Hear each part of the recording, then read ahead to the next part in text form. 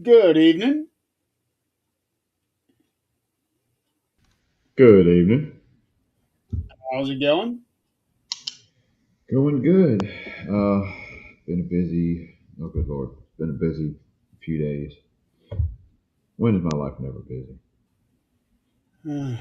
Stay busy. It's been a busy weekend for me too.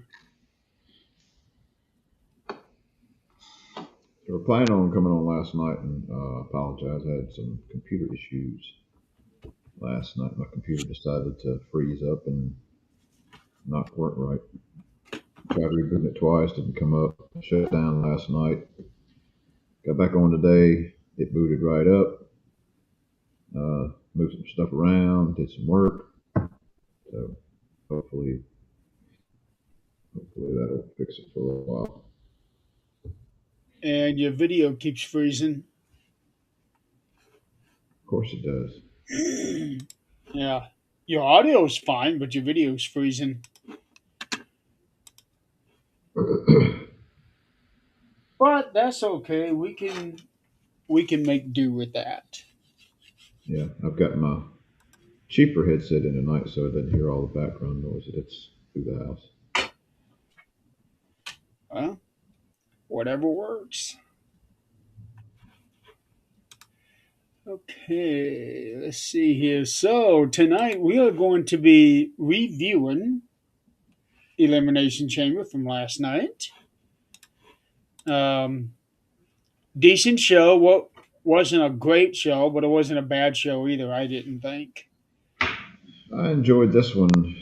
This first one really enjoyed pretty much all the way through in a while. Yeah, I had some issues being able to watch it all the way through, but I got through it. Had some connection issues. Well, with all the commercials and crap in it now, so it's like that helps you out. Well, you didn't miss anything really. Yeah, I was able to get caught up by skipping over those commercials. That is a big help. And that helps on the replay, later, which, I'm glad I went ahead and got it set up because I realized that the subscription to the ESPN thing had ran out, which it wasn't actually mine. Mm. Um, it was on my stuff, but it wasn't mine. So got on a little early, getting everything set up to watch, and then found out that it's gone. So I wound up subscribing to it on a monthly basis. And of course, it had to happen on the day of. Yeah, so Yeah. I wasn't going to do it, but I did it. Stuff like that happens. I remember when I first subscribed to the original WWE network. Yeah, And $10 a month. mhm, Yes. I don't remember exactly when it started, but my first pay-per-view was the Royal Rumble, and I I subscribed to it, and I turned on my TV so I can be able to watch it. And even though my TV was a smart TV, it wasn't accessing the network. Oh, that made me mad. So, needless to say, I was a little pissed off. So I hopped on the computer and watched it from there. Um, at the time, I was only using one screen, so I couldn't exactly kind of like play around with what I've got since I've got three screens right here. Yeah. So whenever I watch wrestling now, I got it in the middle screen. I rarely use this screen right here, the third one. This is sort of like an overflow if I need it. But this screen right here is my main one. It's the one I So do writing, one I do when I'm looking on the internet for anything. If I'm watching videos, I've got it on this screen. okay, so you've got three screens linked into one computer. Yeah, I actually have it set up to where I could have up to five. So how you got to tell me how that works because I've always thought about getting another monitor. I've You, seen people where they take and move the icons from this one to the other one. I'm like, how in the hell is that even working? yeah, it's really nice actually. And if see all of mine are hooked up through HDMI's, so I don't have that wide blue thing that most monitors do. These are all through the HDMI, and I've got multiples of those. I think I'm pretty sure. I'll have to get back to you on that one. But the computer, the software is actually already set up for multiple screens. Okay. So you just got to go in there The settings. and have it set up how you want it. Because I actually learned about this at my old job, um, and my team leader he used two screens, but he had this one and then one on top of it. That's how he had it set up. But when I set mine up, I decided to go wide screens. I got you. Yeah, it's a really nice setup, and it's not hard. You just gotta know where to look. Yeah. I would think there's probably a way to do it with my laptop. You Oh, know, uh, hook up my laptop to the whole. I don't know. I'll look into it. well, I'm sure there's know YouTube, that Google. I do know that some laptops you can hook up another screen to it, but I don't quite know how that works. I just know what works for the PC. Right. All right, so Elimination Chamber was at the United Center in Chicago, Illinois. Um, the reported attendance was 19,343. I know originally they were expecting over 18,000. If they got pretty close to 20,000, so that's pretty good. Um, this is the first pay per view or PLE since SummerSlam 1994. In And, that place, huh? in that location. In that, at the United Center, yes. Yeah, it's a long time. It is a long time.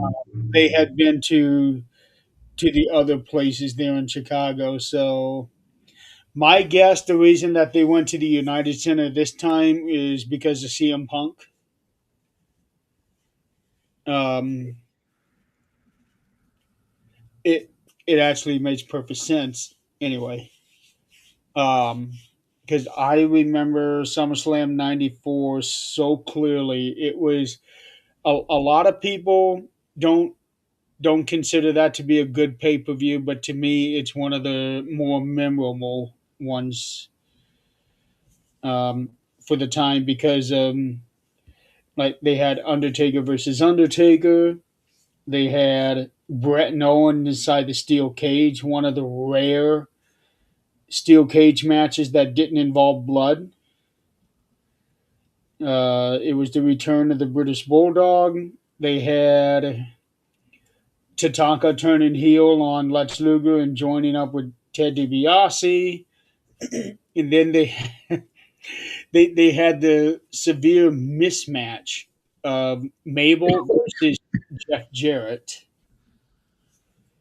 Um, oh, hello. They had Mabel versus Jeff Jarrett as a music genre versus music genre, and that match wasn't very good. Um, but I've always looked very fondly to that pay per view. Brother BKLS Sports Entertainment. Hmm. It was nice to see you. Thanks for popping in. Sportertainment guy. Yeah. That's awesome. Um, so a lot going into this event. Of course, the two matches were going to determine the other challenges for the other two world titles. Um, and then there was a mysterious crate. Uh, I know we'll talk about that later. That was generating some buzz, getting some hype, um, and then it, based on crowd reaction, didn't quite do so well. But Yeah, but like yeah, that uh, let down. yeah, but we will get into that. Let's let's do things in order. Whereas, like with the Rumble, we kind of went out of order. Yeah, but for good reason. Of Yeah, course, good I reason. I really uh, already knew who what the first match was going to be. We knew the women was going to go first. Just the way it works. Um, but it was a really good match. I thought could have been better in some spots. Um, but for what it was a good I, match. I was just glad Io wasn't in it. Um, Stop hating on EO. I I like Io. Don't get me wrong; she's so much fun to watch, but she scares me to death, especially when it comes to the war games. Her and that damn trash can. Well, they couldn't have put a trash can. Well, they could have, but that's kind of her signature thing now, I guess. A trash Well, can, she would have had to have dragged it in. and she could have because it was a no DQ. She could have. Uh, Imagine her in the chamber, standing inside one of the chambers with a garbage can. That would have been funny. she would have to be standing in the trash can. Yeah. Not a whole lot of room in those Or pods. she could have stood over there with a garbage can over her head until she got out. Who was it last year that wrote? It was Logan Paul, wasn't it? He wrote stuff on the Yeah, he window. uh, he wrote Kevin Owens sucks, and he did the devil horns. Um, it was different. Yeah. It was different. Um, but this year, the participants were Rhea Ripley, Tiffany Stratton, Alexa Bliss, Asuka, Kiana James, and Raquel Rodriguez. I was actually kind of pulling for Raquel, because she had been doing so good these last few months. Ever since she had gotten that, let's call it constructive criticism from Kevin Nash about, if you're big, you work big. Right. And she did last night. I saw her finally looking the part of her build where she was throwing Rhea around like a rag doll. Oh, yes. And I was like, she's really starting to look good at her moveset and stuff. She's starting to take advantage of her size, and she should. I mean, you look back in history of Big Show getting beat by you know little guys. It's like it just doesn't fit, man. You ain't that big, and you're just getting your ass beat by smaller, way smaller guys like Rey Mysterio Right. in the real world. Just it doesn't fit. But to be fair, Rey Mysterio is an exceptional talent. He is, but I mean, it's kind of like the Andre thing. If Andre didn't want you to do something, you wouldn't do it. It's Yeah. just that way. Yeah, because Um, there's that famous story of WrestleMania 3. Vince and Hogan did not know if Andre was going. Yeah. Um, so, but still, and even to this day, that match to me is the most important match in all of professional wrestling. What like really? It's just at a certain time, everything fit right together. Yeah, Them two wrestling each other. It was WrestleMania 3. It was a big height of wrestling anyway in that era. It really catapulted not only WWF at the time, but catapulted wrestling in general. yes, Um, that event opened up the floodgates.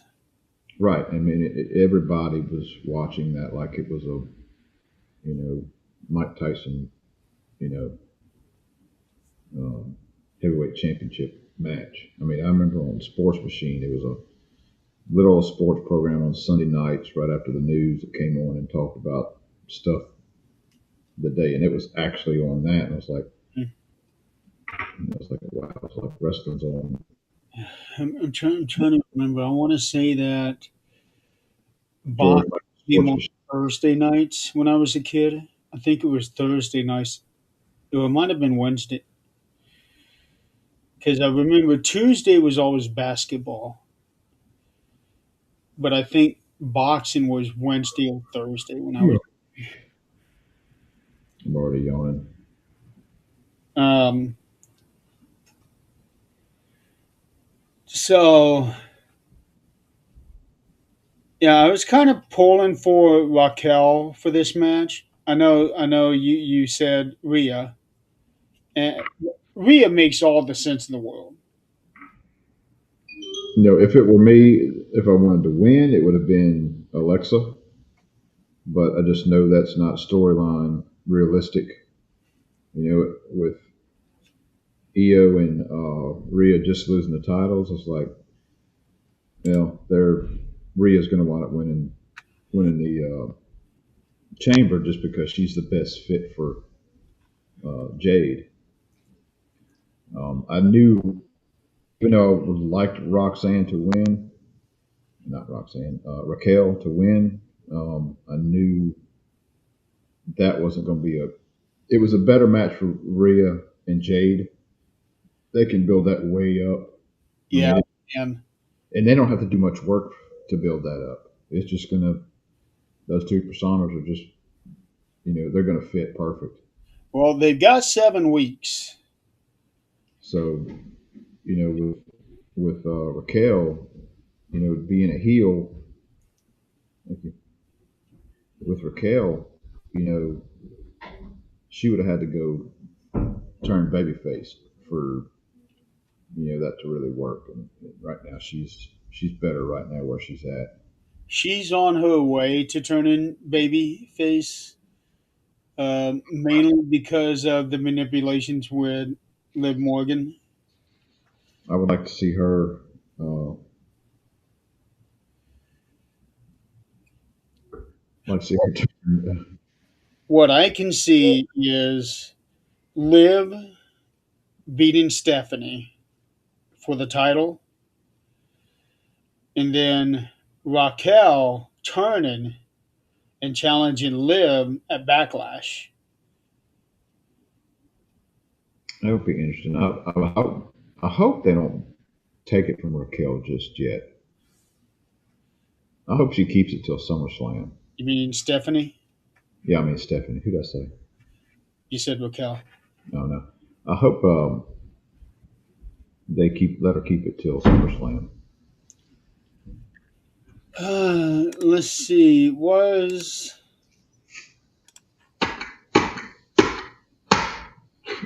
Thank you. damn. I saw that racket.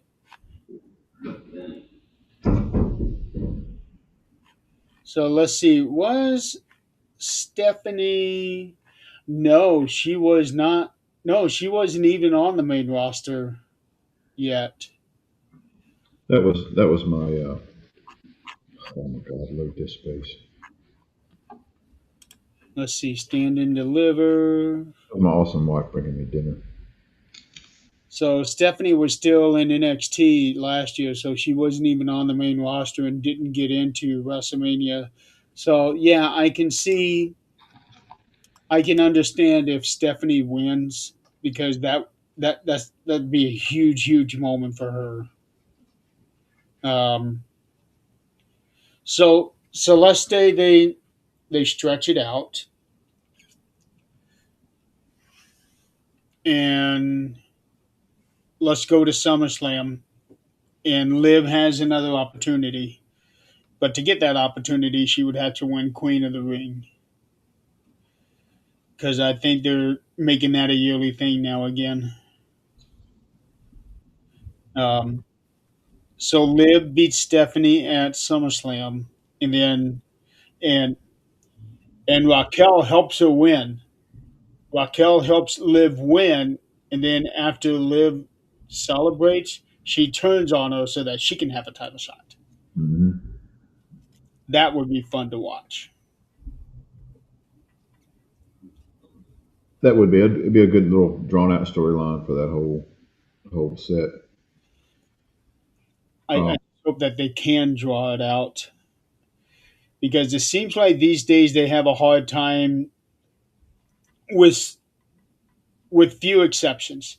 They have a hard time drawing stories out. well, with the Solo's faction was M. MFT, Did I say it again? MFT, my family tree. Got it. With them and Wyatt sick, it's like off and on, off and on, off and on, off and on. It's like, and I don't know what's going on. If it's something behind the scenes, if somebody's injured on the Wyatt sick, or why they're hit and miss. They're coming in, then you don't see anything, and they come in. I think Bo Dallas was hurt, so that's why they were all off, and that's where the whole thing with Sami Zayn and Shinsuke, uh, Motor City Machine Guns. I think that's where they came in, and then Bo Dallas was able to come back. I am sorry. I apologize, but at the last minute, they decided to go get dinner. So I've got my dinner in front of me. You what? Dinner. I got dinner. I got. Oh, I'm usually snacking on something anyway while we're doing this. yeah. All right. So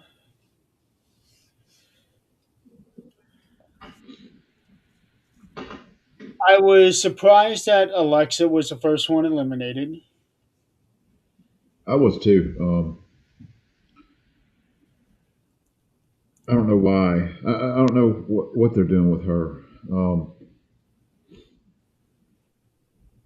They got to do something with her character. Either I don't know, either change it or move her over to the sick. Turn into Sister Abigail.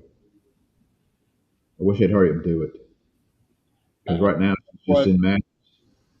I think that's what people are wanting her to go to Wyatt Six. It would make good sense. Yeah. Um, because I think what may end up happening is with how dejected Charlotte felt when she lost her qualifying match. I think through the frustration, she will turn on Alexa and And go back heel. go back to heel. Yeah, because honestly, I think she is better as a heel. That's She's what I more was thinking. good. Yeah, She fits better as a heel. yes. And but there would have to be a situation where if she's really beaten up on Alexa, She would need to have something so that the Wyatt Six can come to her rescue. But I don't know what that would be because if the Wyatt Six are going to come to her rescue, that means Charlotte would need to have men on her side. And I don't see men coming out to helping her against Alexa. I think Charlotte turns on her, beats the dog crap out of her, and then she's in the back, and then um, she changes her persona. Of course, Wyatt's coming.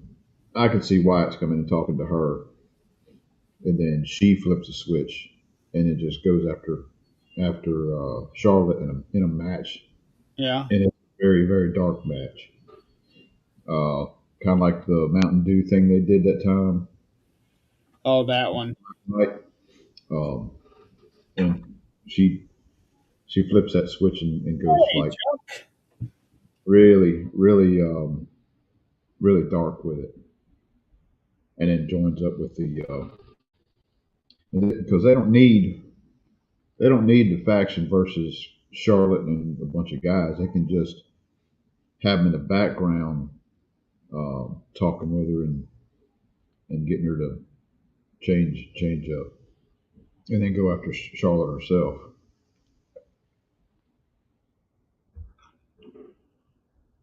Am I froze or you froze?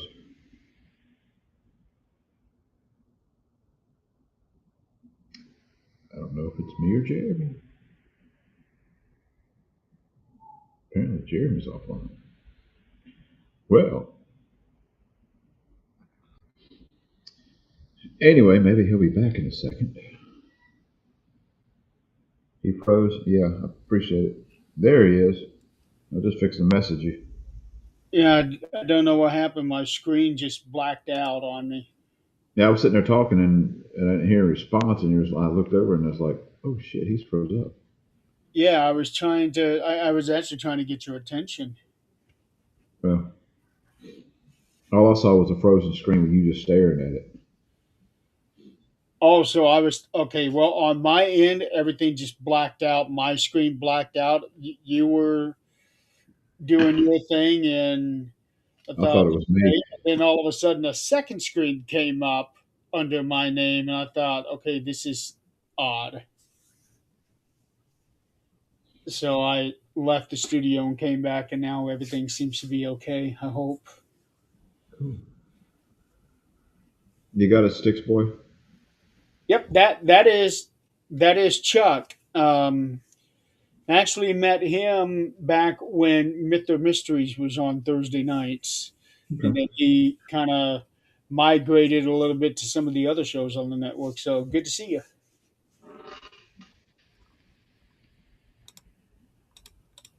Um, but yeah, I would definitely love to see Alexa back with the Wyatt Six, because I think she would be the true leader of that group. And it probably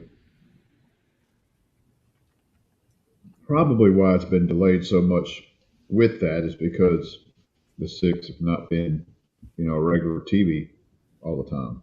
So it's delaying Alexa's whole persona change. It could be. But the one thing I would worry about is that Uncle Howdy is the leader. If Alexa comes in, I imagine her being the leader, so I don't know how well that would work out. They can have it as her coming in and then having a later on down the road, them two going back and forth for the leader part of it. Yeah, but for that group, I don't really want to see that. Yep. Yeah, they're You know, definitely going to break up. That's for sure. the An- whole Another parent who I think is going to break up eventually is Julia and Kiana James, because Kiana is really coming out on her own.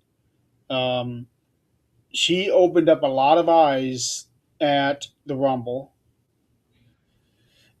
especially with her show of strength when she picked up Nia Jax for the Samoan drop. And then she did it again during her qualifying. She just lifted Nia like she was nothing. Um, so she is very strong. Um, but I think she's going to end up breaking out on her own, get away from Julia, and really have a strong singles run. He brought up the thing, neat tag teams.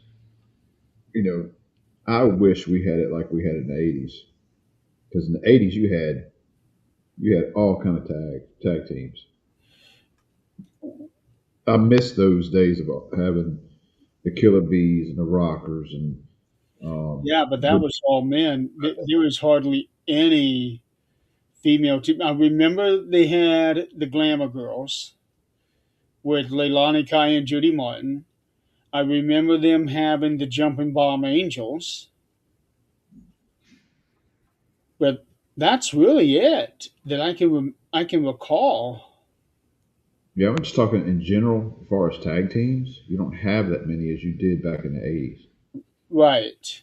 You Uh, know, and it seems like there's the tag titles all the way across the board. Every show is just kind of a afterthought to me.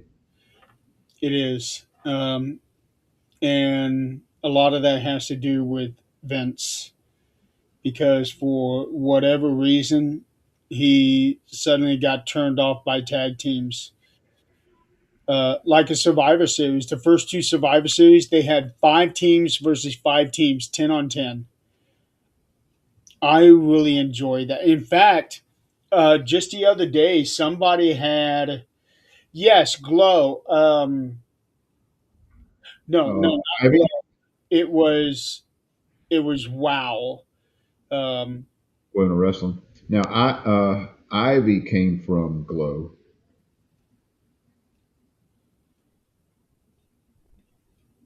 She was I think it's Ivy from the Attitude Era. She was in Glow. She was a wrestler. Excuse me, a wrestler for Glow. Ivy I think Nile. no. Oh, old Ivy. Oh, Ivory. Yeah, Ivory. Ivory. Now I don't think anybody else from that Glow show back in the day came over, but I know she wound up coming over, swapping over. I used to love watching Glow. Yeah, There's a, Ivory. there's a if you hadn't know it, there's a sitcom or not sitcom. There's a streaming show on Netflix, or it used to be, that was like it's either one or two seasons that kind of showed kind of the history of the Glow show and all. It's pretty decent little show. I'm trying to think. I think she was recently inducted into the Hall of Fame. I'm looking for her right now. I want to say that she got inducted in the Hall of Fame. Ivory. Yeah, She was there around the same time Jacqueline was. 2018. Jacqueline Sable, um, Tori Wilson,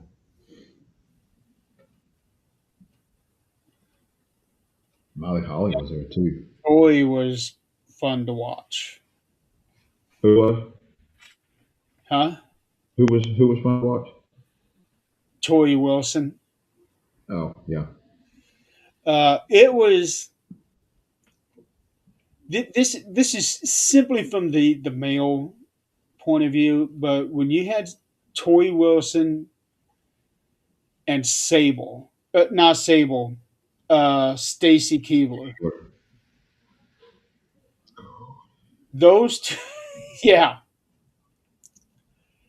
those two were on a completely different level. Well, they weren't there for the wrestling ability. Well, aside from wrestling abilities, but the way that they drew in the male crowd, um, they they were just simply the best looking women any man had ever seen. Hmm. Um, and if I'm not mistaken, I think both of them had inducted the other into the Hall of Fame. I'm pretty sure. Okay, Tori Wilson inducted by Stacy, and Stacy inducted by Tori Wilson and Mick Foley. So it's not very often where two people induct each other into the Hall of Fame.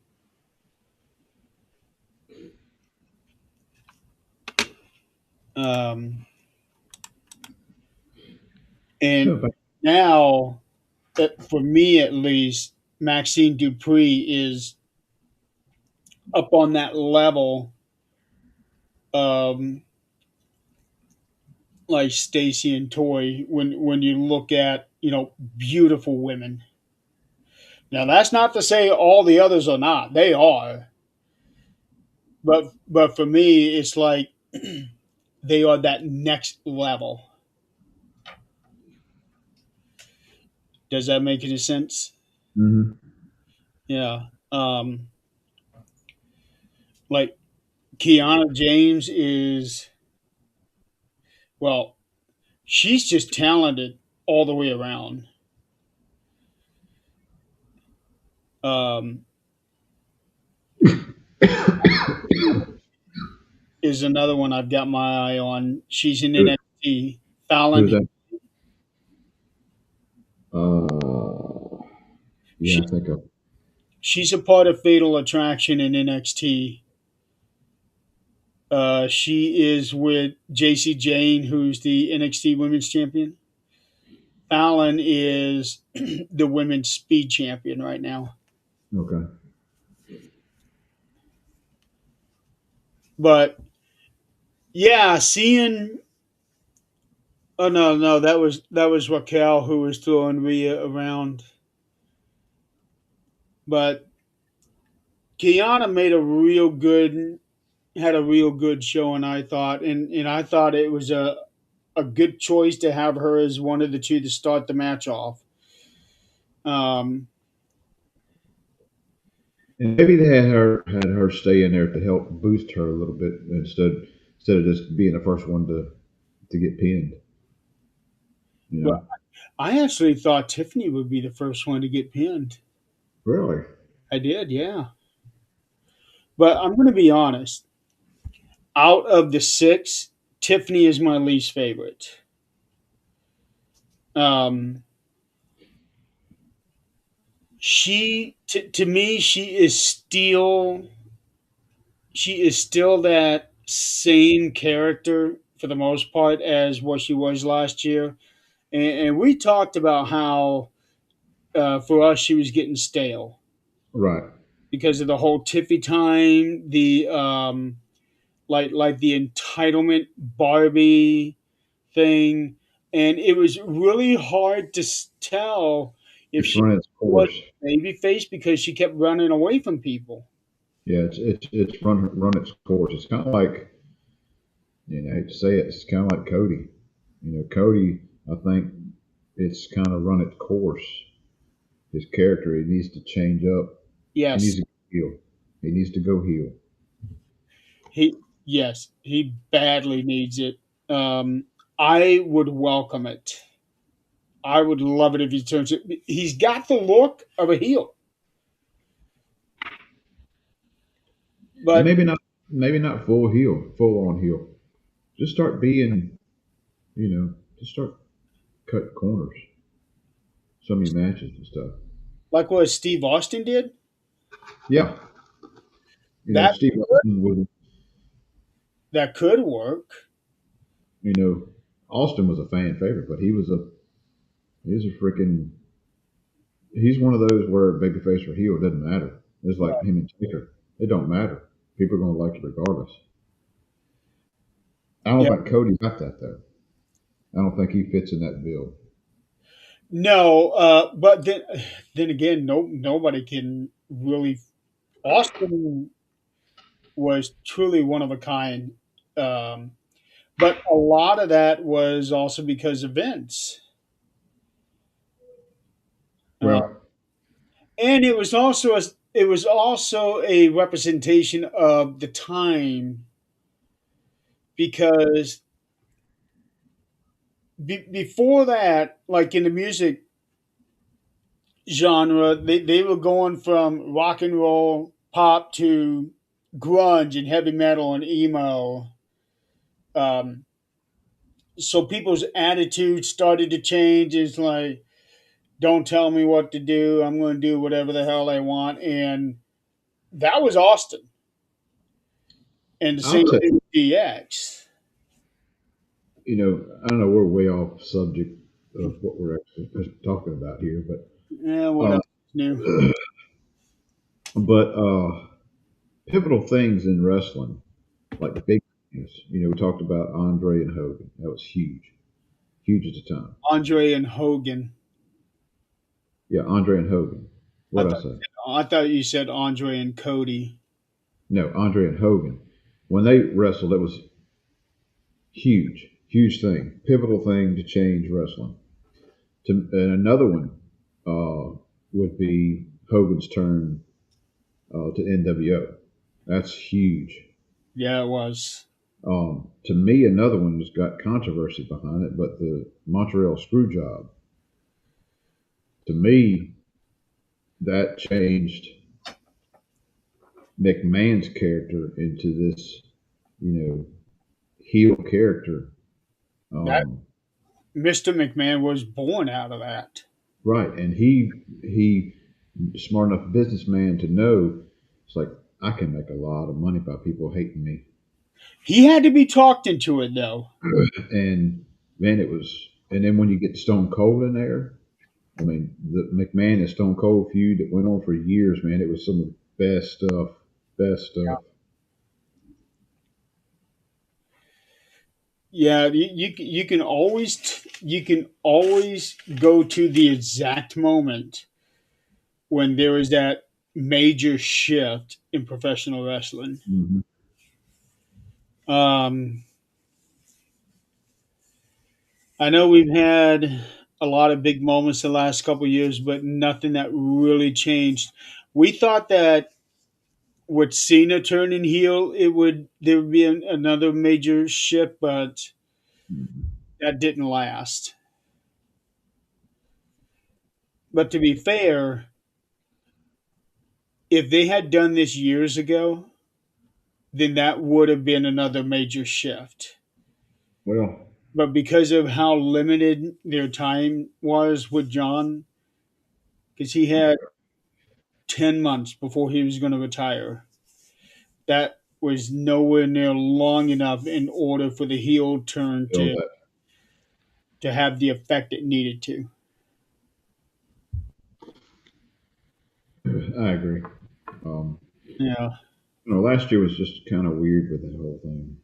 Yeah. Well, had Rock stayed in the picture, then I think they would have been able to make it work. And Travis Scott was just a disaster. That was bad all the way around.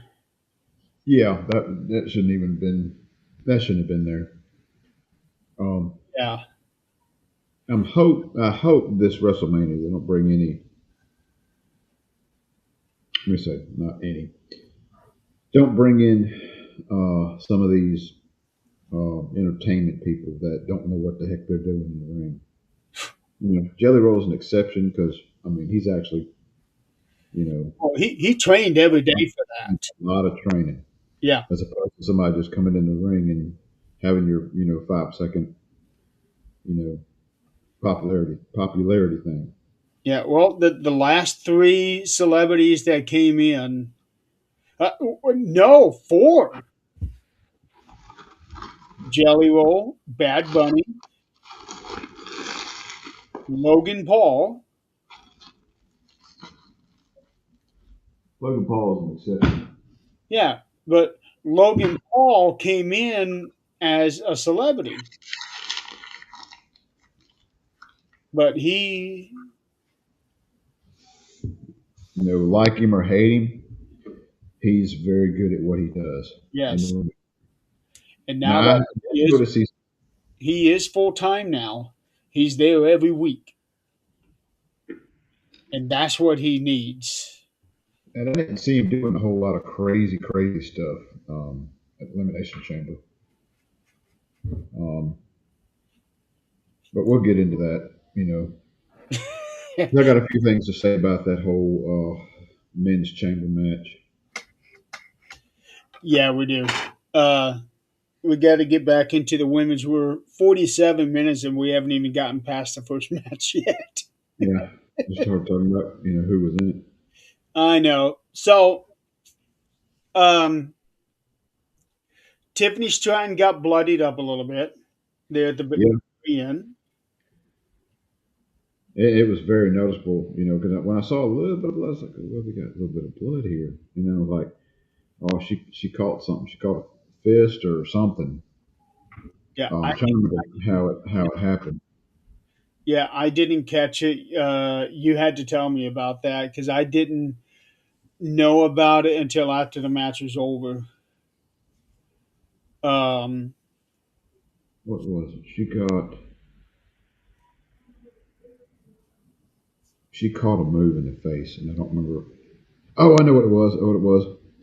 Um, it did some kind of move where she got slammed face first onto into the onto the mat, and I saw it when it happened. I was like, "Ooh, she really hit her face," or at least it looked like it. You know, from when I was watching, and just a few seconds later, you start see blood start pouring. I was like, "Oh yeah, she got hit in the nose." Because when she went for the pin, Tiffany's sitting there holding her nose. Tiffany has not been having the best of luck when it comes to blows to the face. Because at SummerSlam, she had her veneers walk knocked out. Um, she has been getting a little bit of an edge to her attitude, which is a plus. But for me, she doesn't have enough yet. She has already changed her outfit because before it was sort of like a one piece that she was wearing. Mhm.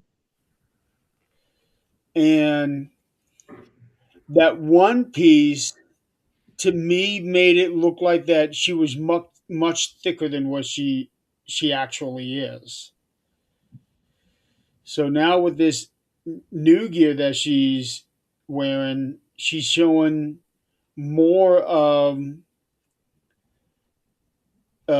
how good of shape she's in, Right. and I think that's a good thing. But I'm still not a very big fan of hers because she is still very much the same character she was last year, and she had gone stale for me. I want to see a major attitude change. And I don't know how they'll work that out. You know, whether she's heel or babyface. You really don't know right now with her. Well, she but keeps running away from Naya. Uh, she but she also did the same thing with Charlotte. Those are heelish moves. yeah,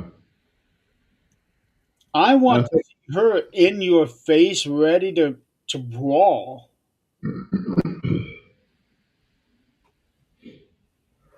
So I don't know.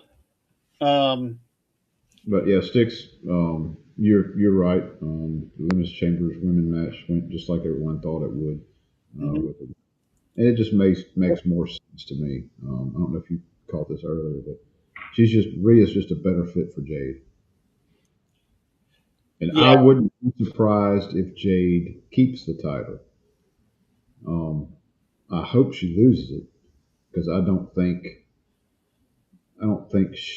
you know, and she may surprise me come WrestleMania. If I can get in there and she handles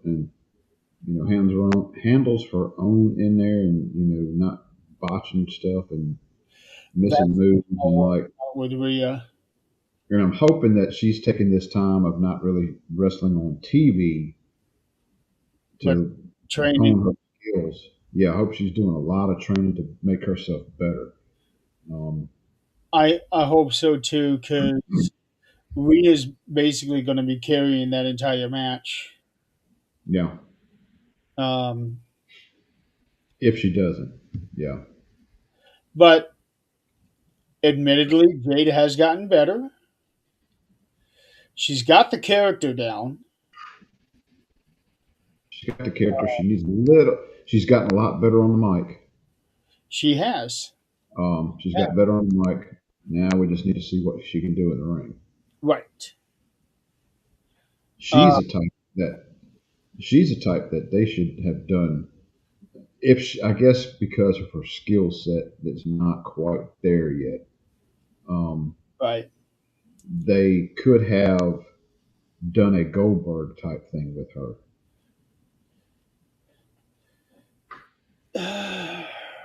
Maybe not so much to like just every week, but she comes in and just decimates whoever's in her way. They don't have that deep a roster. Not on the main roster. Let's put it that way. If what they could have done is she could wrestle every week, but they could have local talent coming in, like they have done for some. Like I know they did it with Braun Strowman. They did it with. I think they did it with Nia. I'm pretty sure they did that with Nia, having local wrestlers come in and See, do the squash match. yeah, But you for don't Jade, see. I would like to see them bring up NXT women. Yeah, And and it'd be very easily to do. yeah, so I could see where they, if they were to do a Goldberg style run like that, I could see that.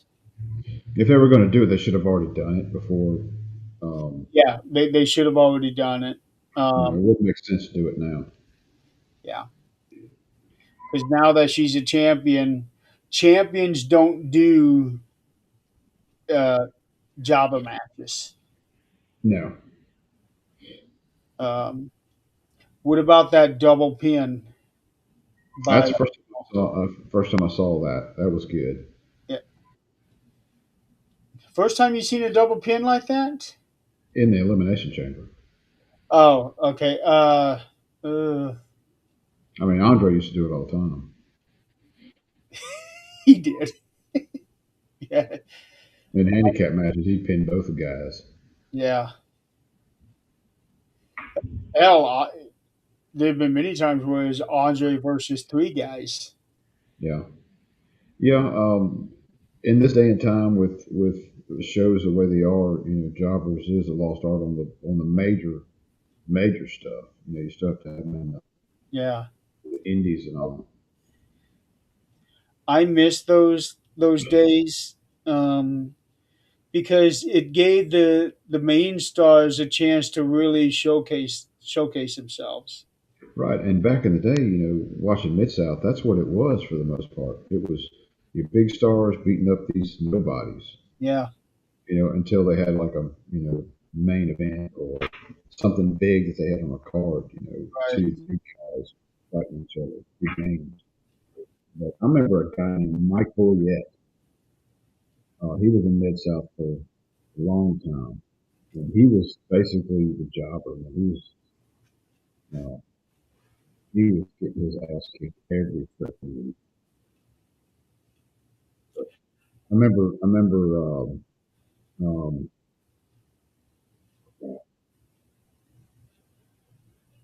think of his damn name. And he's like huge announcer. huge commentator. Jr. Remember Jr. You know, on there, it's like that's Mike Boyette. He's 52-0. Could this that be the day that he makes it 53-0 or 0-53?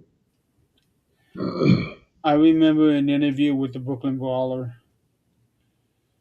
Um, he said that he wasn't a jobber; he was a talent enhancement. Right. He was there to make those guys look good. Yes, the way that he saw it is he didn't lose 5,000 matches. He enhanced the people he was in the ring with. So hearing him in that interview really changed my thinking about how the smaller guys were utilized back then. Uh, TKO took, yeah, exactly. They really need to bring the house shows back, but TKO is all about the money now. If there's Well, something, we it, could have we could have a whole long 2 hour discussion on the whole way TKO is done with the WWE in general now, and we've had private conversations back and forth on ticket prices and everything else. It's just ridiculous. yes, You know, they're pushing to where common folk can't go and watch WWE anymore because the damn tickets are so damn high. they had to take out a second mortgage basically. Yeah, and I refuse. I'm not going to go to a wrestling show and sit up in the nosebleeds. You know, I'm not going to Eight hundred spend. dollars, no, There's no way. If I can't sit ringside somewhere close, I'll watch it on TV right. because I'll have Ref- a better seat. Front row for WrestleMania used to be $100. Yeah. So okay, let's move along. So yeah, Rhea winning is was definitely a good moment there, but really I will really be keeping my eye on Raquel and Kiana because those two have just been knocking it out of the park. I think those two are the next ones to make it to that next level as far as Raquel, girls Raquel's go. going to need some help. Some. She's making the right moves with her character and all that. Far as getting more um, beast mode, I guess you'd say. Yeah, There's still something else has to happen. I don't know what it is. Maybe the turn going babyface against Liv. That might be you know the thing. Maybe they could do something. Well, no, we'll say they could do the Goldberg thing with it, but I don't think it would work. now she definitely's got to turn babyface because they're already teasing it. They've been teasing it since the Rumble. Well, really, ever since Liv came back.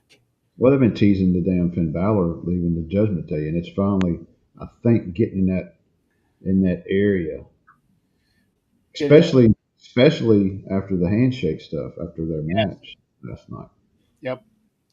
I see Judgment Day kind of questioning him about that, you probably tomorrow night on the show and wondering, what the heck he's thinking. And I think it's going to cause some tension. They might. Well, since we're on, let's skip ahead to that match. CM Punk and Finn Balor. Uh, Punk was wearing uh, Blackhawk colors. Mm-hmm.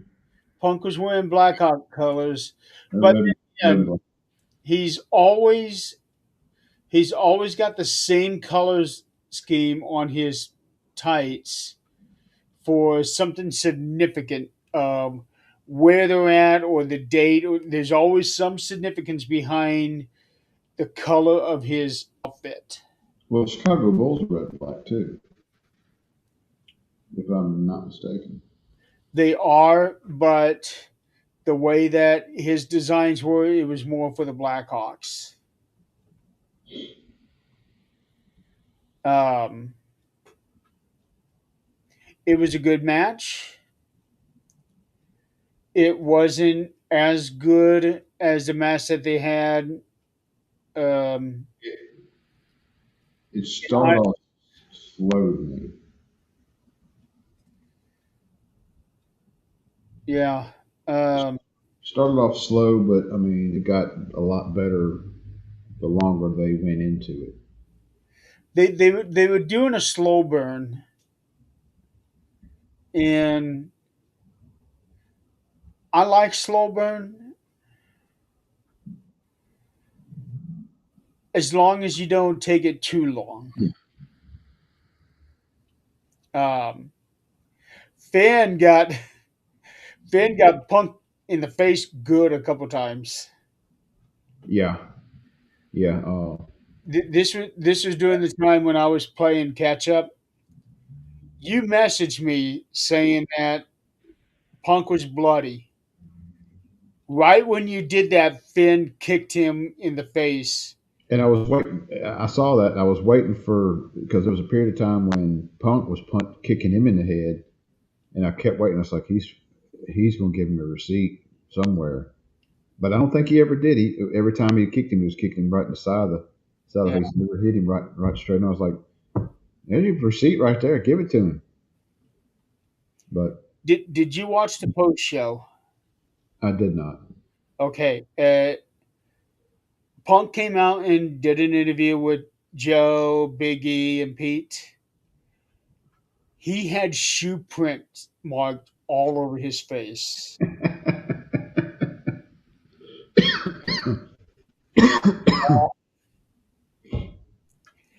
Because even Pete said that.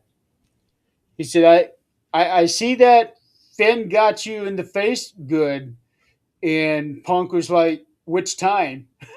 Yeah, He got him good. It was like right here. He had a spot over here. And the way that those bruises were, you knew that they were not from the same kick. right. So Finn got him good a couple, but the one that really got him was the one that you pointed out when Finn was on his back and Punk had one foot. So Oh Finn yeah, he caught him. meant to kick him off, like hit him in the chest, but he got him in the face. Yeah, And Punk staggered back, leaned against the ropes for a few seconds. And that was when he got bloody. But yeah. I yeah, wish he we had had. he had shoe prints on his face when Wish he we had uh, post conference. wish we could have read his lips at the end of the match where they were talking amongst each other. But Um, yeah, I thought the handshake was a good touch, but it also tied back in from that first match that they had, and I am so glad that Finn got his original music back. I see Finn leaving the Judgment Day and maybe going. I'd like to see the Demon come back He has not brought that in a in a couple long. of years. I'd like to see that at WrestleMania. Maybe him and JD at WrestleMania. Oh no, Demon is a singles thing. It No, that's what I'm saying. oh Him you and versus JD. him against JD? Yeah. I think it's going to be him against Dominic. Like those two. It would probably be a better fit because then you'd have the Judgment Day interfering, trying to help Dom, which it will help. Like, if Finn leaves, and ain't much Judgment Day left, you know, unless they try to recruit somebody. Yeah, because JD will probably end up going to Finn. Well, that's what. Well, I say Finn leaves. That leaves Dom and and JD, and then That's why I'm um, thinking JD and Finn are best friends. So if Finn leaves, JD will probably go with him. no, they could fix it to where they could write the storyline where he does it, Yeah, um, but where but JD has to make a decision at WrestleMania between the two. yeah, you could. They could do that. So so so J. Let's go there. So JD betrays Finn at WrestleMania. Now we have several months of Finn versus JD for a while, and that gives JD a chance to really show his stuff off, even though he does anyway. Right. That could be a storyline that could work, Yeah, but you'd have to go, set the bar right really quick for and maybe not even do the demon at WrestleMania, but just have Dom versus Finn, and then the JD double cross Finn brings in the demon back.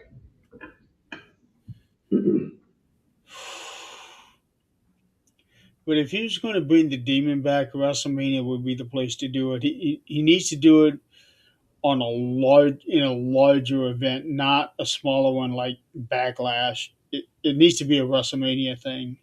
Yeah, I agree on that. Yeah. So, but it was no surprise that Punk won because I just don't see them running with a Roman Reigns versus Finn Balor match. No, Not at no, WrestleMania. it just wouldn't. It wouldn't fit.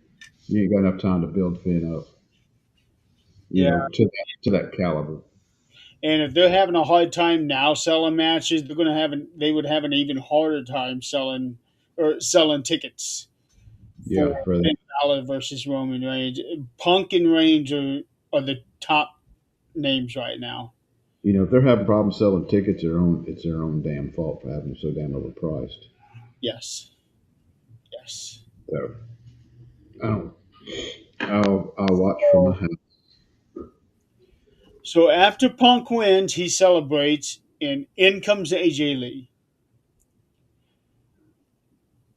Minutes before, AJ Lee took on Becky Lynch for the Intercontinental title. Um, it was AJ's first singles match in a very long time. I thought she still did decent, not quite where she was, but the ending of that match was not good. Uh, Not good in a sense of how the Black Widow was executed. Hmm. So that just looked bad altogether. Who was busted on that one? Huh? Was it AJ that got busted open? Yes. She had a busted lip. Actually, Chuck, Broomstick. WrestleMania basically sells itself out. I think it's a combination of both booking and the the Ticket ticket sale, prices. the ticket prices. I think it's mostly the ticket prices because It's like the Super Bowl. You don't give a shit who's in the thing. It's the Super Bowl. yeah, if you want to go to WrestleMania, you want to go there because it's WrestleMania.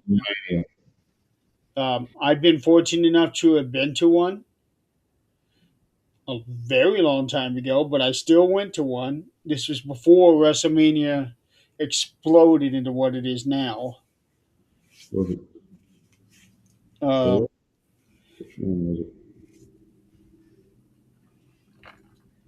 Which one was it? Four, Eight. five, I went eight. to eight.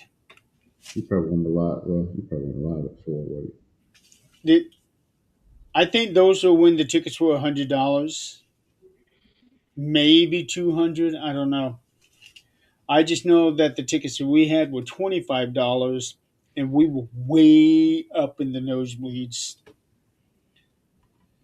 Was it, the idea of WrestleMania still sells, but product price don't add up. They got so much. It's turned into a big. Any way we can make a dollar now. You got that big fan expo that's for the whole week. It's just like it's just monetized a great deal now compared to what it was back in the day. Yeah, they want your money. They don't care about anything else, and they all but said as much. So AJ and Becky, I thought the match was decent. It was a decent match. It went kind of the way I thought it would, being where they're at. Um, I figured she'd win, but it's far from over. Oh yeah, They'll have another match in WrestleMania, and eventually, Carr is going to get involved with the storyline with Becky somehow or another. did did you see what? Did you hear what happened today? I saw a video, a short video of her getting unmasked. Did you see that? Is that what you're talking about? No, the video I'm talking about was Adam Pierce. Uh-uh. So Becky now has this thing called the Becky Lynch headquarters. Oh Lord. Yeah, the president of the Becky Lynch headquarters sent a demand letter to Adam Pierce that the ending of the match was a travesty and that this is all done to destroy Becky, destroy the lineage of the Intercontinental title, and she demand a review and immediate suspension of Jessica Carr. So, Adam, review the footage multiple times and said no. So, we are going to see Becky Lynch versus Jessica Carr. It- At some point in time. There is no way they are going to, because this had been going on since, It's going on several months now.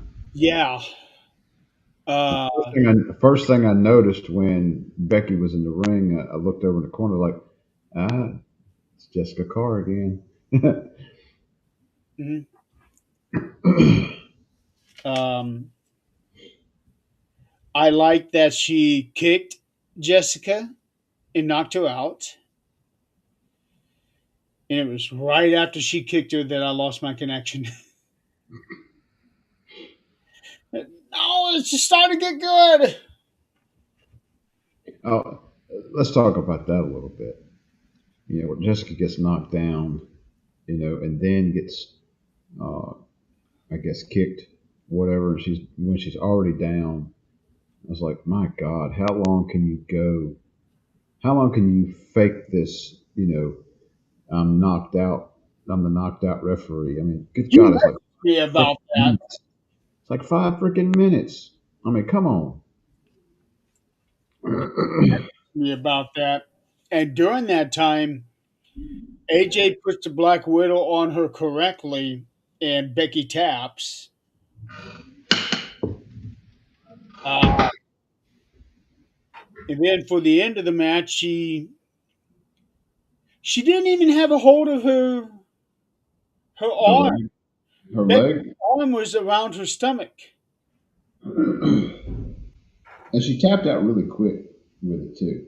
She did, but And maybe it was because she tapped out quick on it. Maybe it's because she knew she didn't have it set just right, and she's like, "Let's hurry up and get this off the screen." I don't know. Um, but the ending did feel rushed. So I don't know. But the end result is AJ Lee is the new Intercontinental Champion. Once again, we have a husband wife champion.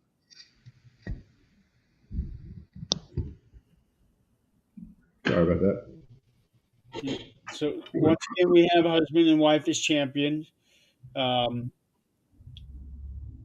we knew that AJ would be winning the title. No doubt it'll be AJ versus Becky at WrestleMania because Becky's going to want that title back. I want some kind of stipulation match. Not just them two, another match for them two. No DQ. Maybe they could do a no DQ, and that's when And Jessica's not the referee; it's somebody else, and Jessica comes out and Well, screws. actually,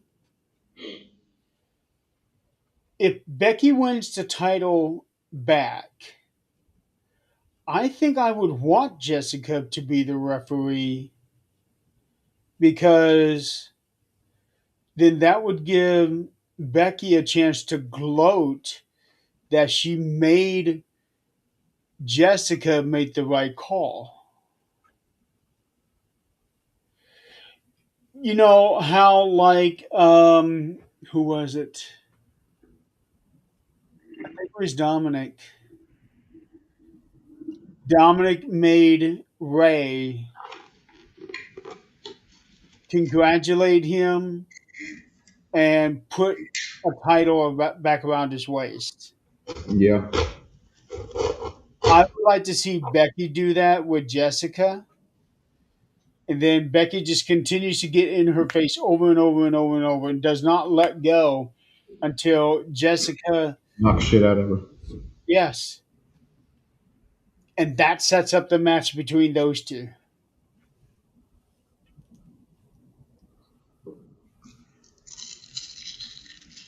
I think that could work. Um, but yeah, AJ's the new champion, and then she came out and celebrated with CM Punk, and then we're ready for the main event. But before going into the main event,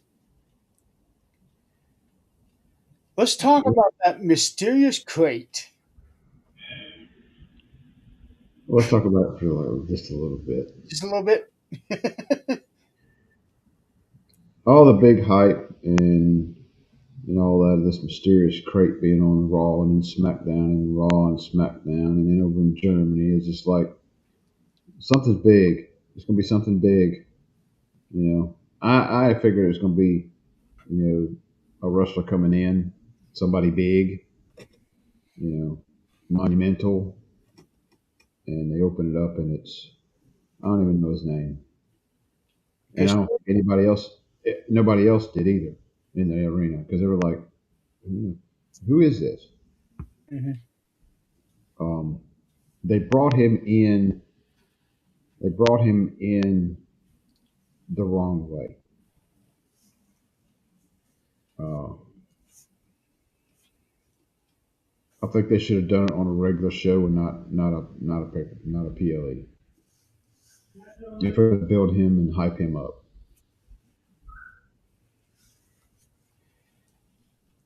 When you text me, you said it was lackluster, Yeah, it was worthless. yeah. I watched I watched the video. Um, Is he Japanese? huh? Is he Oriental? No, He's not. he's American. Yeah. Um, one of those women dancers, that was his wife. So his wife was one of those dancers that went with him to the ring. I thought when my first instinct was like, it's freaking Eddie Munster. And I was like, what the hell is this crap? It was just like when I saw the casket, I was like, it got nothing to do with Taker. 'Cause Taker's done. I was like, and then these women start coming out dressed in black, white face, vampire looking thing. It's like, what the hell is this shit? It's like it's Gene Simmons, Eddie Munster bullshit. I'm like, then he comes out and does his thing. I was like, oh good god, this is horrible. What'd you think about that jar of teeth? The whole thing just had me off. I was like, who in the hell is this? And nobody in the arena even knows who in the hell it is. Now they cheered initially, but by the time the whole thing was done, they were all booing. Yeah, Not the they were. reaction that I know that they were hoping for. Well, they were booing because of all the hype over this damn crate, Yeah, and then this is what you produce out of it. It's like, well, this is bullshit. but the hype was only for the last 2 weeks. Yeah, but you're expecting something huge, I know. and it was like, Well, my initial thought was Chris Jericho because Chris is the one who actually came up with the Elimination Chamber match. That's how I understand it. He's the one who actually came up with that match. And to me, it made perfect sense for the Elimination Chamber to be where he actually returns. right, Um, but he's apparently still under contract with WWE or with he, AEW. he, yeah, I kind of refuse to watch AEW and have anything to do with their Yeah, uh, but personal reasons. WWE wanted to sign Danhausen back in July, but Tony Khan extended his contract due to injury, so he added time, but he did not use him at all. So we could have had Danhausen in the Rumble this year. Hmm. Um, I'm actually happy to see that he's WWE. That means he truly made it. And for him to make his debut in the manner that he did tells me that they have plans for him.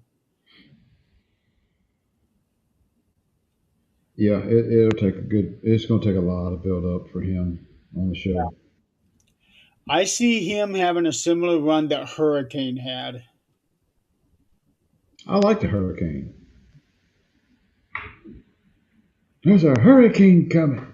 Yeah, but he didn't do worth a shit in the Rumble. Now, I liked Hurricane. I liked his character. I didn't like Molly Holly's when she did the whole thing.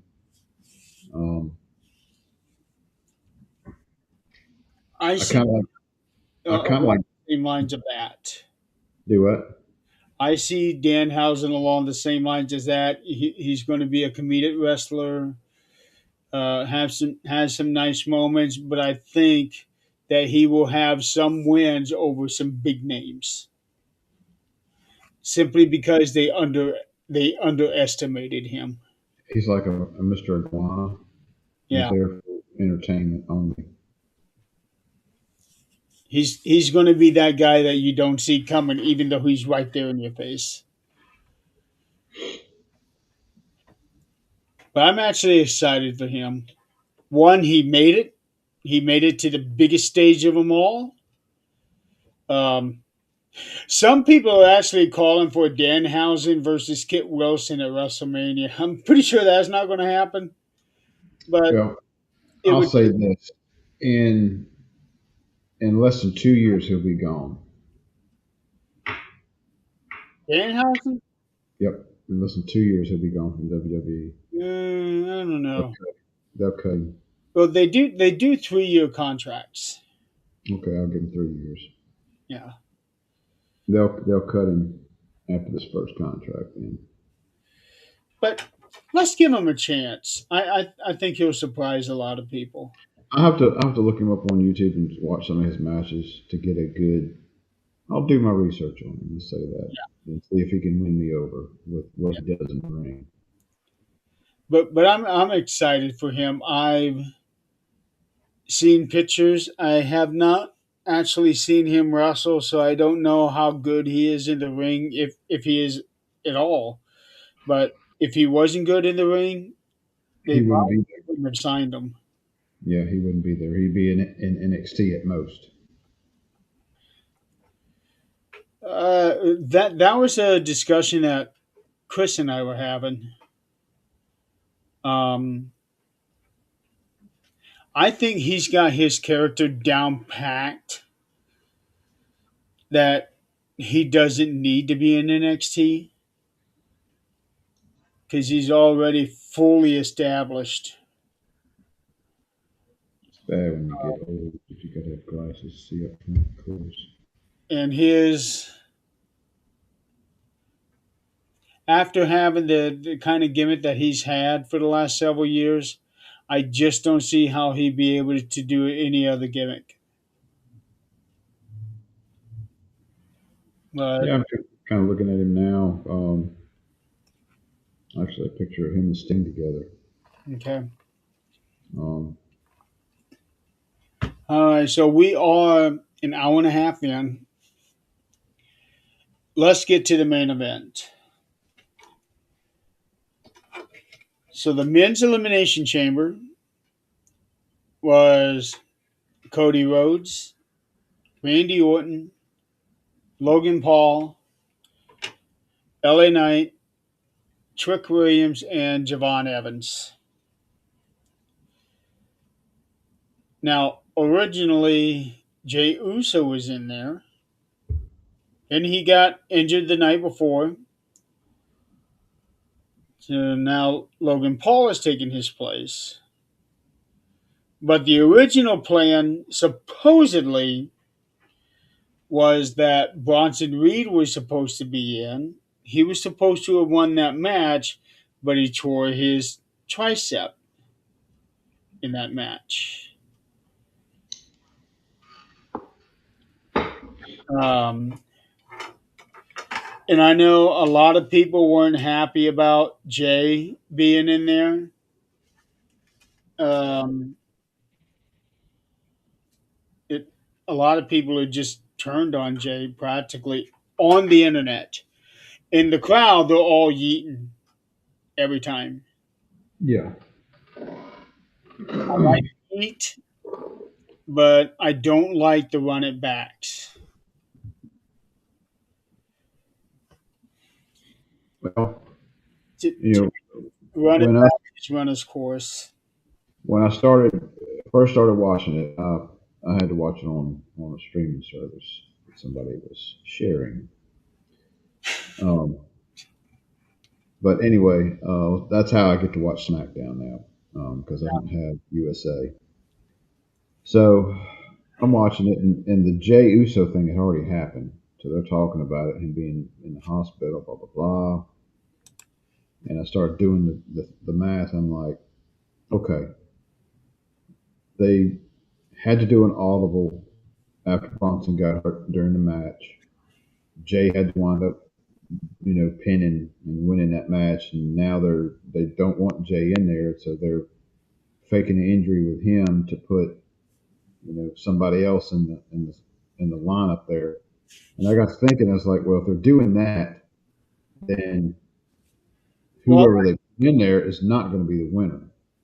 they wanted somebody from the Vision. Originally, supposedly, Braun Breaker was supposed to be in the chamber Right. before he got hurt. And probably been the winner. Yeah. Um, and that's another reason why they need to start doing house shows because these repetitions can help prevent some of these injuries. Now, I don't know if they had done house shows, they would have been able to save Bronson Reed simply Couldn't. because he overextended his arm. Yeah, it was just a fluke accident. Yeah. If it's a real, I think it's probably real, or else they wouldn't have done what they did with the whole Logan Paul and But so anyway, uh, okay, I definitely want to cover this part. LA Knight. He gets on the second rope and he does his LA Knight thing. What he usually does is he jumps on the top rope, jumps off, elbow splash. right? He slipped. Hmm. He recovered immediately. He did, but they're still calling it a big botch, which I'm sure he freaking hates it. That it happened, but I mean, shit happens. Right. I hope, and He didn't botch. He slipped. yeah, um, But the internet fans, just the tiniest thing. yeah, he's done it a couple times, but I don't. I mean, it is a big. It was a big thing because everything was like set on it. It's a big move. I get it, but shit happens. You move on. Right. Um, it's not like somebody got hurt, over the botch. It's a totally different thing. He was just lucky that he caught himself and he landed on his feet. Yeah, Uh, but the important thing is he recovered immediately. yeah. I'm hoping that they don't use this as a way to like, we just can't trust you with, future bookings and all. Right. You're not a big guy because of this. You're just But if you notice, after he elbows Randy and gets back up, Randy starts rolling over. Randy is laughing his ass off. I'm about to watch it back and see that because you said something about it in the Yeah, chat. it's it's after LA gives him the elbow and Randy starts rolling over. You see it and you see it. He's laughing. Um, he can't he can't help himself. Uh there were some high risk moves, but nothing exceedingly crazy. Yeah, I expected to see more out of Javon Evans, Yeah, than I did on the high fly stuff. He kept most of his athletic bouncing, jumping, and all this right in the ring area, which is probably a good thing for his career. Now, I will say this: when Logan Paul hit that jackhammer thing with him, I think Javon overextended himself oh, and he landed on his freaking head. he did. And it's a wonder he didn't break his damn neck. Um, and I would say you said they gave the fist up or whatever, making sure saying that he's Yeah, okay. he did. Yeah, But and he walked out on his own power too. I wouldn't be surprised if they didn't have him go through and do a concussion protocol on him after that. Yeah, they probably will, but I think for that kind of move, they would be more concerned about his neck. Yeah, it looked gnarly when he hit us. Like, good God, that looked horrible. It was, yeah. And I think it's all on him. I think it's due to him really jumping, helping out with the move, and overextending himself. Because he's got the bouncy crap. He's all over the place. Well, here's the thing. He does this whole bouncy thing, but he doesn't do the flips like what you see elsewhere. He doesn't do what is very clearly choreographed. Yep. I want to go back just a little bit to his ring entrance. It took him forever to get to the damn ring. Now I understand, in wrestling, we've got some that take forever to get there, but like Taker, it's just, but that's just the whole, gimmick persona. He's just Yeah, walking in that's the ring. take. That's all theatrical. But him just walking down the ring and jumping in the crowd, jumping in the crowd, jumping in the crowd. Then he's going to and climbing on each one of the pods, and I think Gorilla probably called the refs like, "Hey, get his ass in the damn ring so we can start the match." Yeah, Because I saw like he was fixing to go to the third one, and the ref was like, "Hurry up and get in the ring." And it was like, I said, "Gorilla then called that down. I said, get your ass in the damn ring so we can get started." But it was like forever for him to, his ring music come on. It's like, gosh damn, you taking 5 minutes to get in the ring, man. I thought he was going to when he jumped in, pretty much jumped into the crowd that one time. I thought they were going to like carry him all over the place. And I get it. He's excited, his first big PLE, and he's in a major, major, major PLE too. It's not, you know, but It yeah, was a major match, yeah. I'm sure he got a good little talking to in the back probably. after that match. But he was the youngest ever to enter the chamber.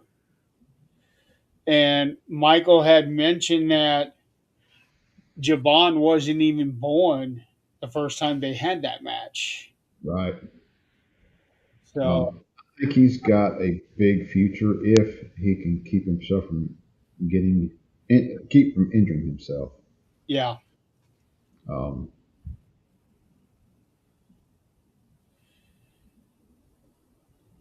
Yep. yeah. Well, same with the women. I actually watched it. It was 7:19 when the bell rang for the women.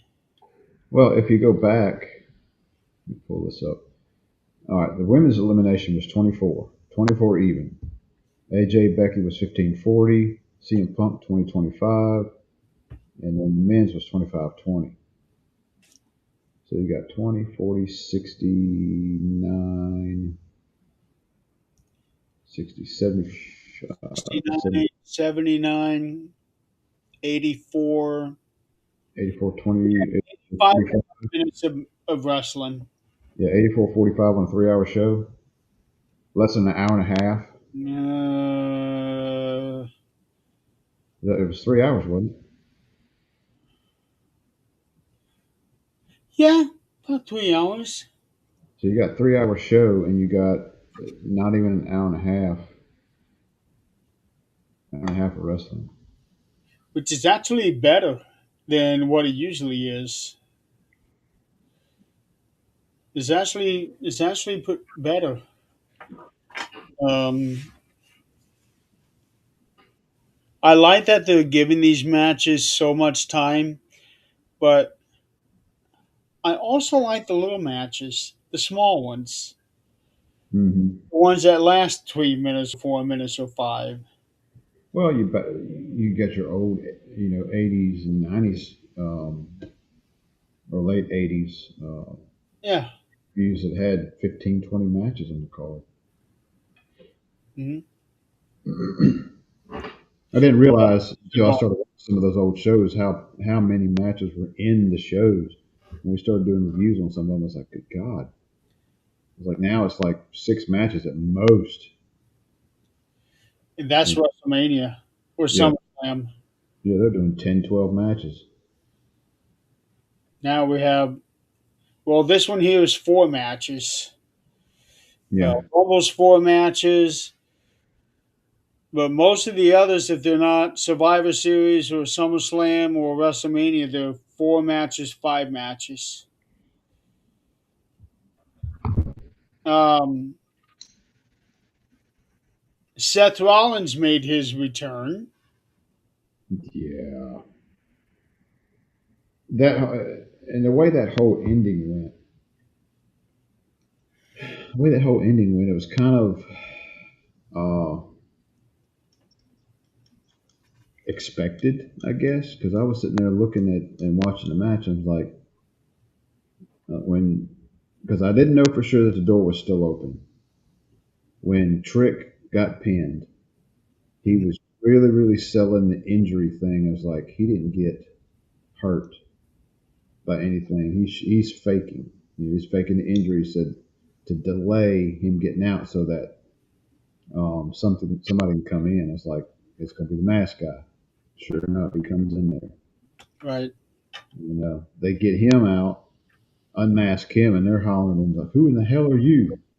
And then you see him going, taking him back to the back, and everybody is going with him. And I was like, "There's going to be another one." I And there said, was. "Everybody is gone now. The door's still open. There's going to be another one." And sure enough, he come in and went after Logan, and then takes his mask off, and it's Seth Rollins, and you could hear Paul over there screaming, "No, no, no!" He was just screaming lungs, and I was like, You see the side by side. "Yeah." And the whole, that's things. It's part of the business part of it, and I've heard Russell Takers talked about the really selling of the storyline and things like that with Paul. The whole surprise look.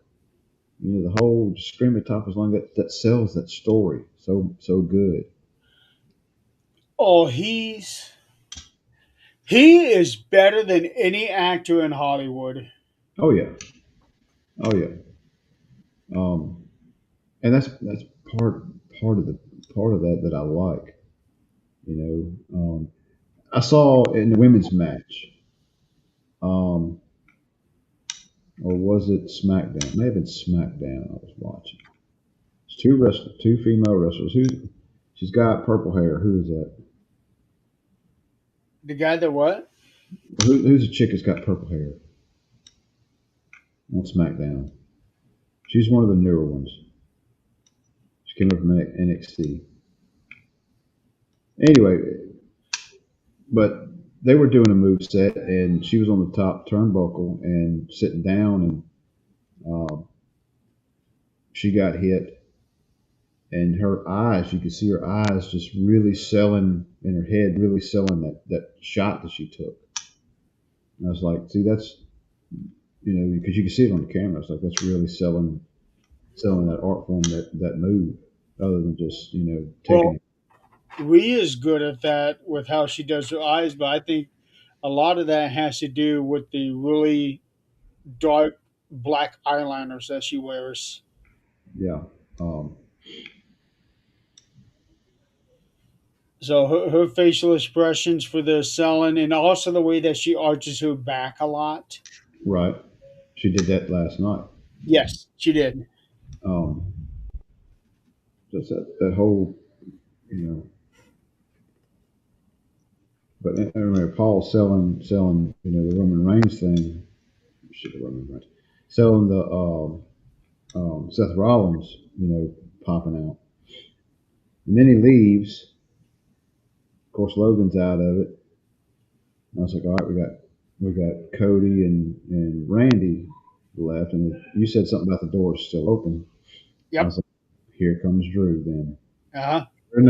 sure enough, Drew comes in, hits Cody with the belt in the back of the head, but you could see on the replay he didn't actually make contact with him. But they sold it really good, in real time. But Well, what I really like, and this is true Randy fashion, was Drew is beating up on Cody.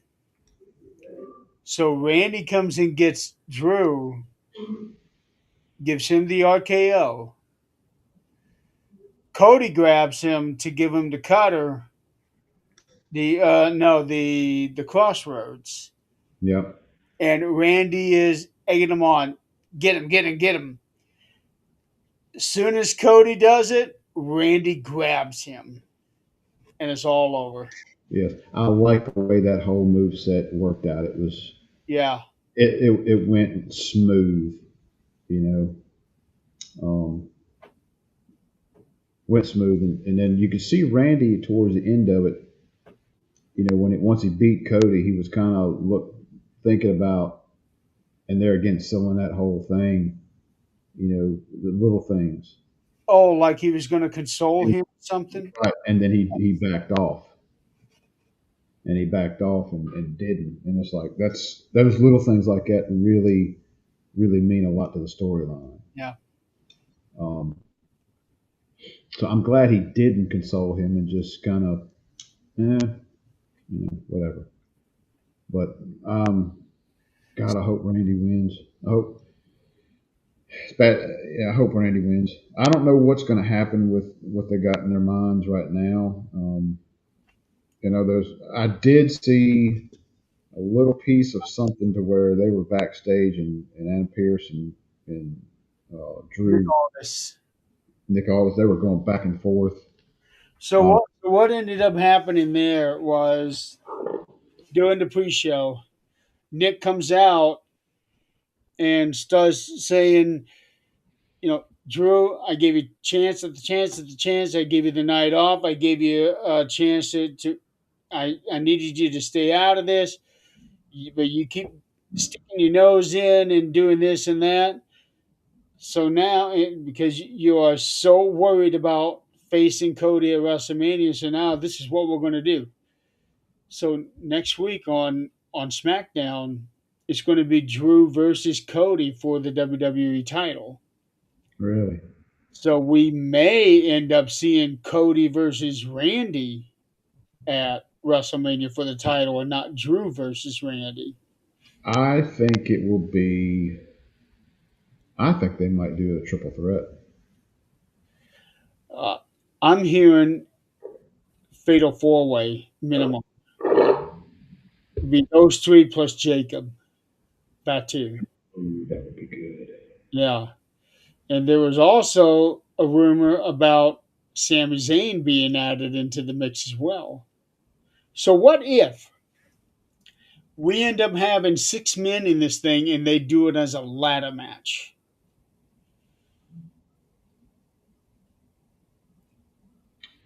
That'd be wild. Yeah. You throw in Seth in there too, And if he cleared. Knight being in it. Who? You What? say, did you say L.A. Knight? That yeah, I'm thinking because they've already got that was 5 men I had mentioned, so I'm mentioning LA Knight as the next one. So if you have Drew, Cody, Randy, Jacob, Sammy, and LA, that's one of those matches where it'd be impossible to try to predict the winner. You're right. You wouldn't know who's going to wind up Right. winning at the end of the night. Um, but yeah, that's what I'm reading that they're looking at doing it as a multi-man match. But could Randy handle a ladder match with his back? I mean, he could definitely be in it and be very careful with the shots that he takes. He He wouldn't. could. He would be the one doing. That's my thinking that they'll turn it into a ladder match. They might just do the fatal four way. He's done that. Um, but this could be that unique opportunity where they have that 6 man ladder match for that title. They've done it with plenty of other championship, but I don't think they've ever done that with the world title.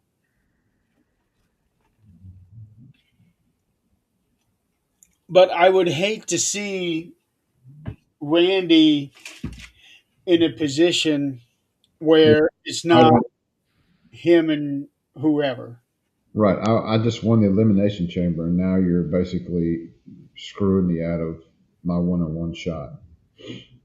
Yeah. So I don't know what's going to happen there. Um, but I Yeah. am happy Randy won. I would like to see Randy have another title run. Yeah.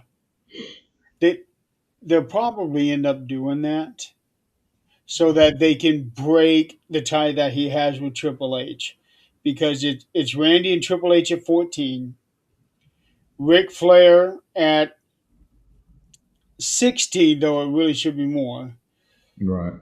and then John at 17. So Right. that'd be the way to do the 17, 16, 15, 14. I don't know if there's anybody at 13, but I don't really want to look. Yeah. Um, I know Hulk Hogan is at 12,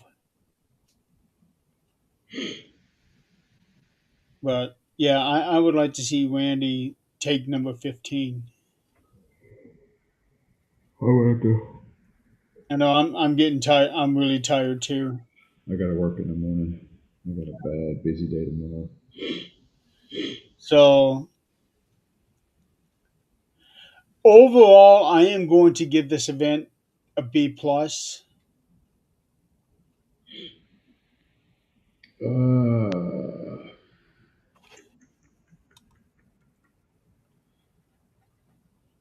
I'm gonna probably say a B plus also. I really want to. I'm kind of leaning towards A, but if there was something between B plus and A, I'd give it that. But there's not.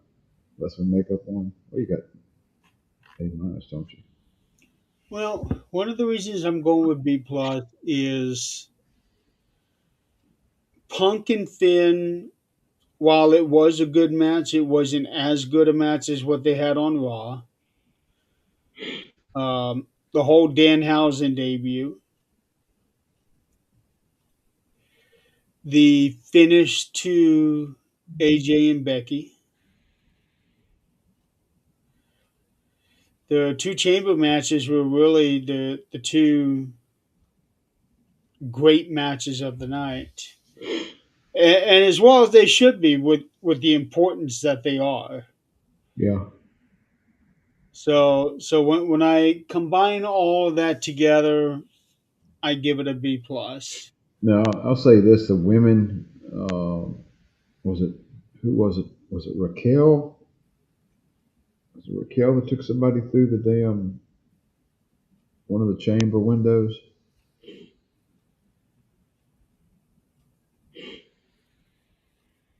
I think it was. I think it was Raquel. Who threw somebody through She the? had her on her. I want to say she had her on her shoulder and kind of slammed her through one of the windows. I can't. I don't I remember when Tiffany was tossed into this one of was the plastic, but she didn't go through it. she she she had somebody on her shoulder because I showed her on a replay. Um, and she went running through the pod and slammed her through the. I mean, just slammed her through the other side. Oh, I'm not recalling that at the moment. But it had some. All in all, the two chamber matches had some good. Whew, excuse me. Has some good I'm, spots in it. I'm Has some good spots fighting in it. right now. Yeah.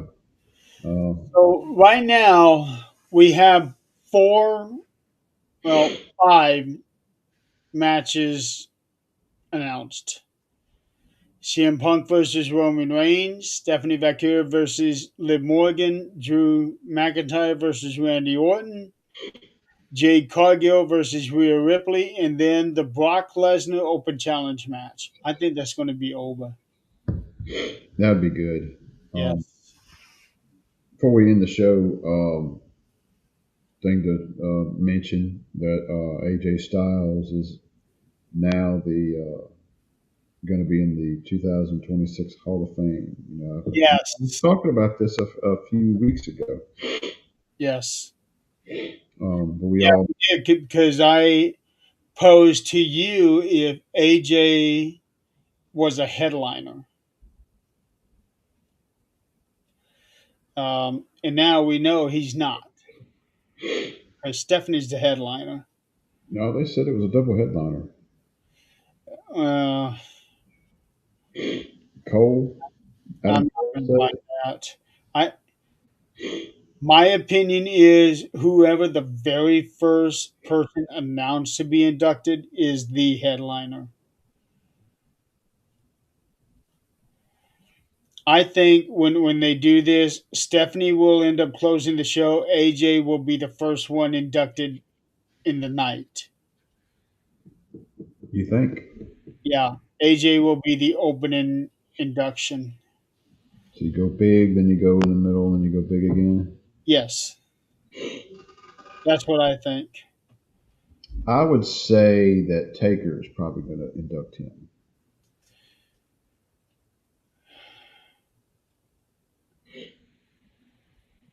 Uh, that'd be a really hard call because Just because of the last match. that could be. I can also see uh, like Frankie Kazarian, um, Luke Gallows, or Carl Anderson. Shinsuke could. I don't think we'd be able to understand what he's saying. Kurt And Angle. I love Shinsuke. I love what he. I've gotten really. He's becoming one of my favorites to watch. It could be Kurt Angle Mm, because they had a big rivalry in TNA. I'm gonna lean towards Taker just because of the last match.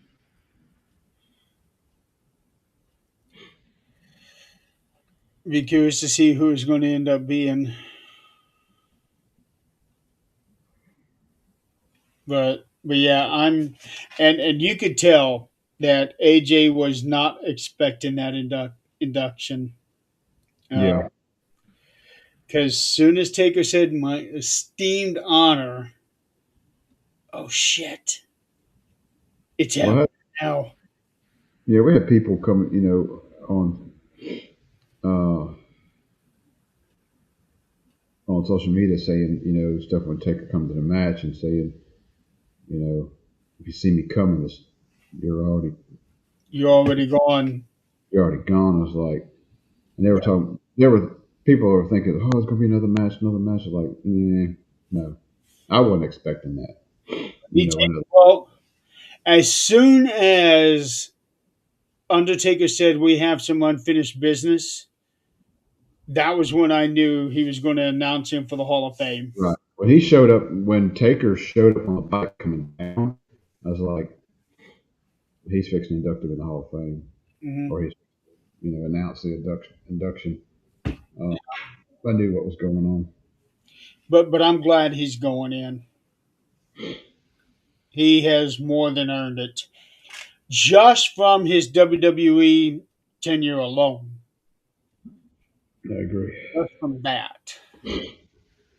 So Um, you gonna get to watch Raw tomorrow night? I yeah, I mean, shouldn't have any problems with that one. If I have to, I can just, well. we Yes, got I but got you. for NXT though, that's where I might have some issues. So I'm going to have to check and What see. night does NXT come on? Huh? What night does NXT come on? What channel? Tuesday Tuesday. comes on Tuesday, 8 Eastern. On. on the CW. Okay, I don't have that. It's on CW in America. It's on Netflix International. Okay, well, maybe I'll be able to watch it on one of my other services Okay. Yeah. if I can remember, because I got class Tuesday night. Not that we're endorsing anything. Yeah. Mm. All right. Well, I guess we covered everything. Yep, Good. right. 2 hours. Now I can get my happy ass to bed. Me too. Yeah. All right. Well, for those who joined us, thank you so much for playing along with us. We will. Well, let's see. We next on Saturday we have Vengeance Day, NXT Vengeance Day. On Saturday, Yeah, on the shit, today's first. On the 7th, on the 7th. on what service? Peacock? No, they.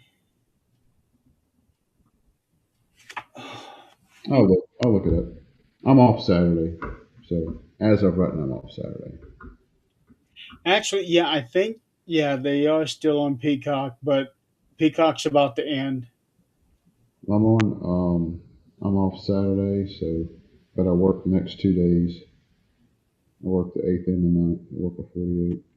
Okay, so so to try to do a show right after the show would be too late for you. I might be able to make that happen. Let me see if I can actually watch the show and then go from there. Okay, sounds good. Yeah, so we'll figure out what our next show will be. We'll pencil in Saturday after the pay per view. Okay, sounds good. Uh, All right. Well, again, so appreciate Sticks coming in, chatting with us for a little bit. oh yeah, that always very helpful when people chatted up with us. Yep. So, all right. Well, everybody out there, be safe. Have a good week, and hopefully we will see you on Saturday.